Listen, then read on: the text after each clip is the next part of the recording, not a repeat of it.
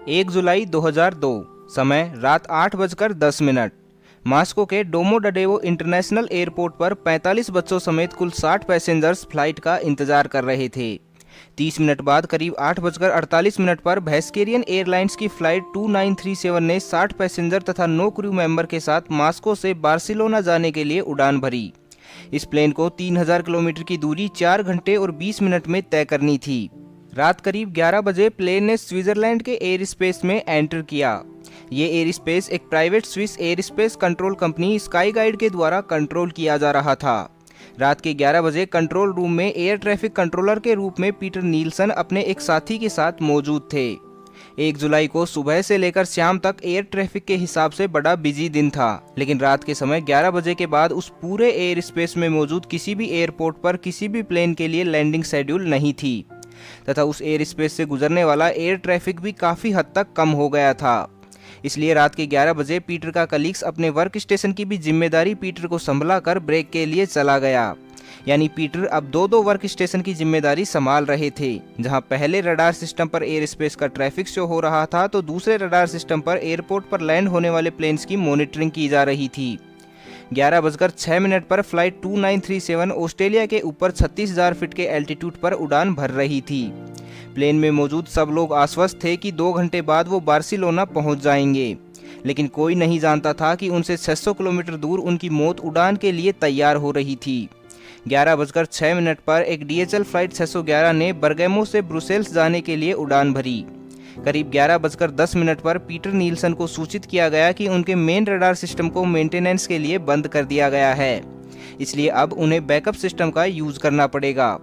11:21 पर DHL flight 611 ने Peter Nielsen के एयर स्पेस में एंटर किया और प्लेन के पायलट्स ने पीटर से कांटेक्ट कर 36,000 फीट के एल्टीट्यूड पर उड़ान भरने के लिए परमिशन मांगी।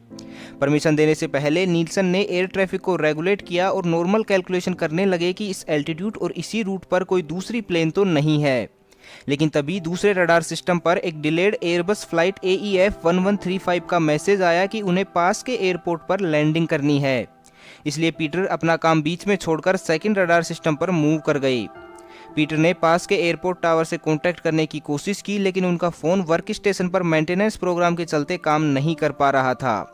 इसलिए वो फर्स्ट रडार सिस्टम पर वापस आ गए, क्योंकि अभी फ्लाइट AEF 1135 को लैंड होने में 10 मिनट का टाइम था।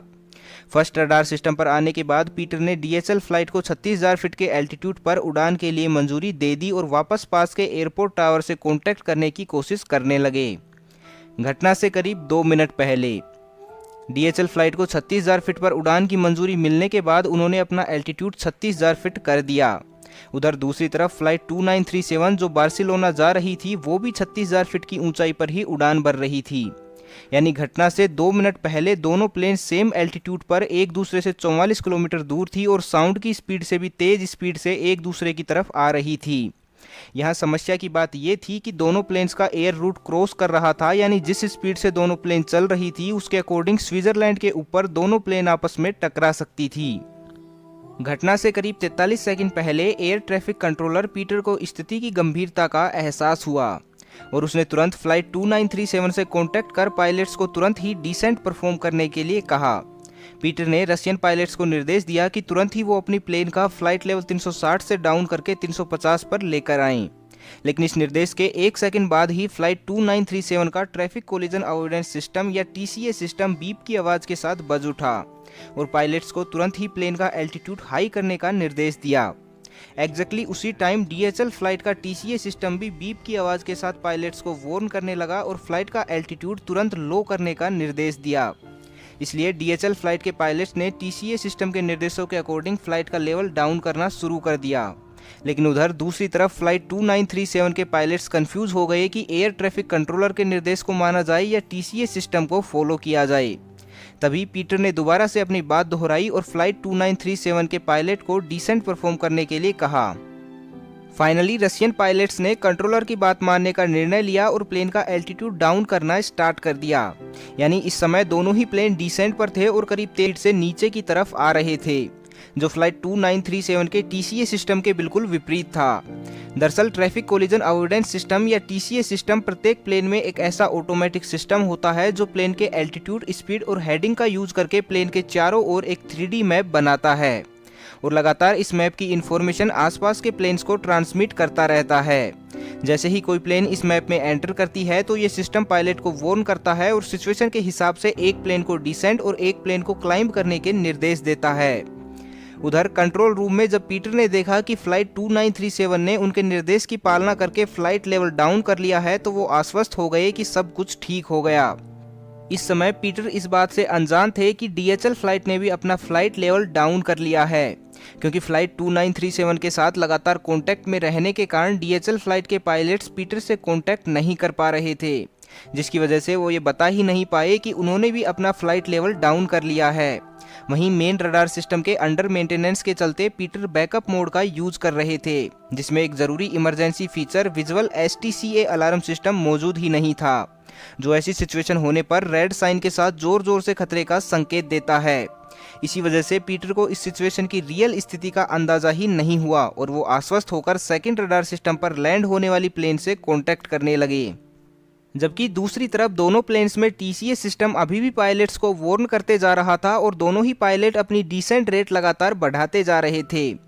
घटना से करीब 19 सेकंड पहले पीटर ने एक बार दोबारा से फ्लाइट 2937 से कांटेक्ट किया और उन्हें बताया कि डीएचएल फ्लाइट उनके राइट हैंड साइड से आ रही है, जबकि डीएचएल प्लेन असल में उनके लेफ्ट साइड से आ रही थी। इसलिए जब रशियन पायलट्स ने अपनी विंडो से राइट साइड में देखा तो उन्हें कहीं भी कोई प्लेन आता हुआ दिखाई नहीं दिया।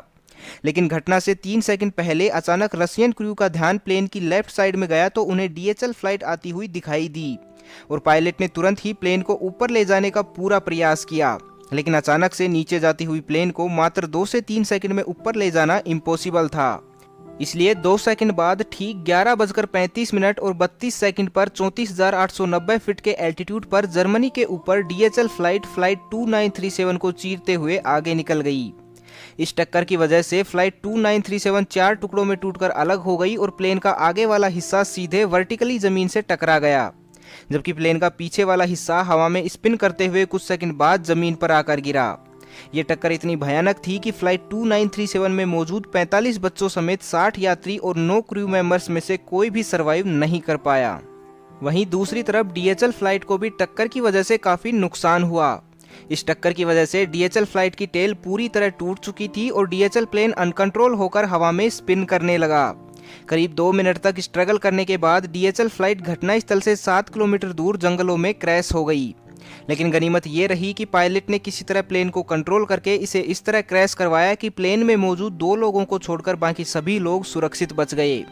यानी इस भयावह घटना में कुल 71 लोगों की मौत हुई।